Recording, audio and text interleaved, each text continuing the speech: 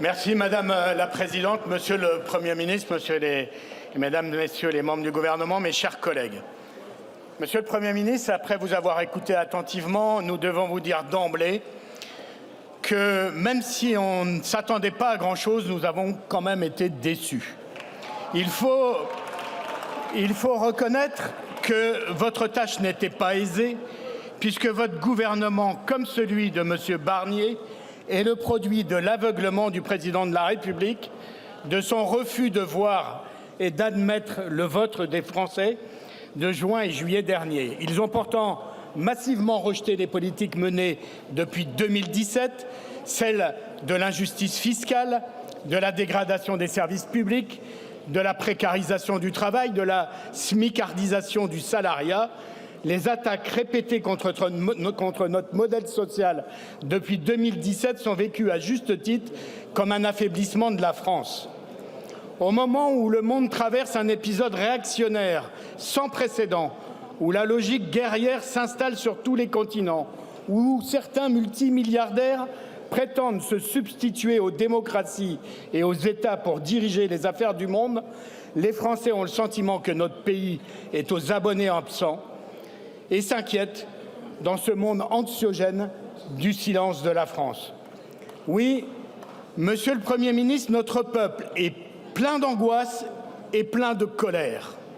Il ne cesse d'exprimer ses attentes et de réclamer de l'écoute, mais rien n'y fait, même pas son vote.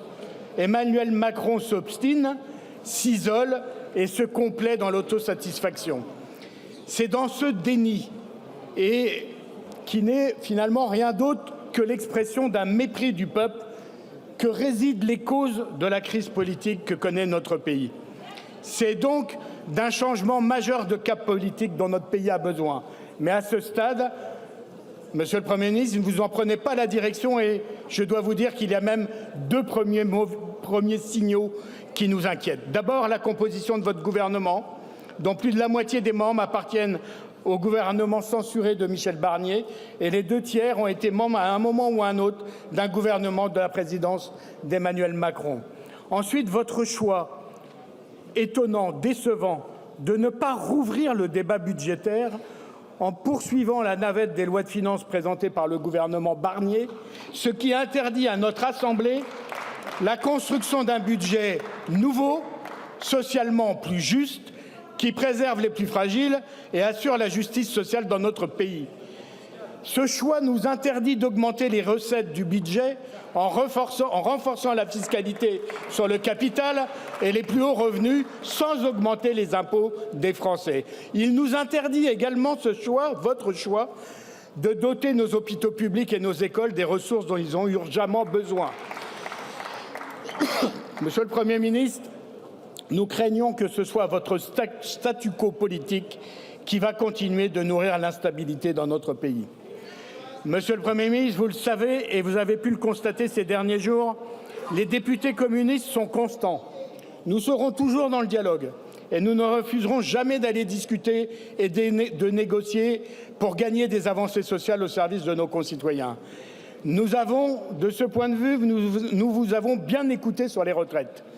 Et nous regrettons d'emblée votre refus, qui nous semblait pourtant être une espérance possible, votre refus de convoquer une conférence sociale. C'est pourquoi, dans le cas d'un échec de ce que vous nommez le conclave, nous vous demandons que, sur la base de ces travaux, le Parlement puisse travailler collectivement à un projet de loi abrogeant et se substituant à la réforme Borne de 2023 sans recourir au 49.3. Il ne peut y avoir sur ce sujet des retraites de statu quo. Enfin, et toujours sur le registre social, les Français s'inquiètent beaucoup et à juste titre de la question de l'emploi et nous vous demandons à ce sujet que le gouvernement prenne l'initiative d'une table ronde des partenaires sociaux pour stopper l'hémorragie en cours des 300 000 emplois menacés par 300 plans sociaux à ce jour.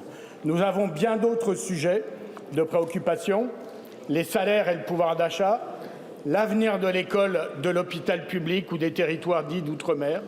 L'heure de vérité sur tous ces sujets sera le contenu des lois de finances et nous pourrons juger à ce moment-là de la sincérité de votre déclaration et de vos intentions. Je vous remercie.